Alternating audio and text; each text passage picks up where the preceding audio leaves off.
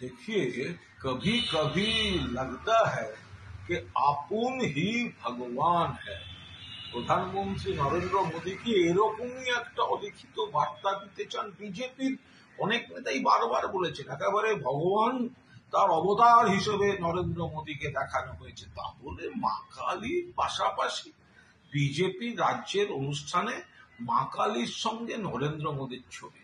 আরে বাংলায় আমরা মা কালীকে আমাদের দেবদেবীদের একটা অন্যরকম উচ্চতায় অন্তর থেকে শ্রদ্ধা করি।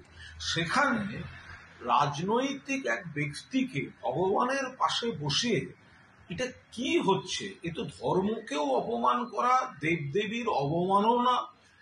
এটা রাজনীতিতে হতে পারে না।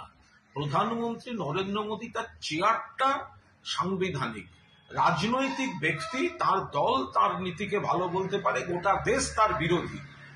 তাঁর লোকেরা তাকে ভগবান মা কালীর সঙ্গে তুলনা করবে, আর তিনি একটা অলিখিত বার্তা এরকম ভাবে ছড়িয়ে দিতে চাইবেন, আবার মুখে বলবেন ধর্ম ধর্ম। এটাকে ধর্ম বলে না, এটা মা কালীর অপমান, দেবদেবীদের অপমান, ধর্মের অপমান। আমরা মা কালীকে জয় মা বলে যেভাবে শ্রদ্ধা করি, ভক্তি করি, এই আচরণ বিজেপি তার পরিপন্থী।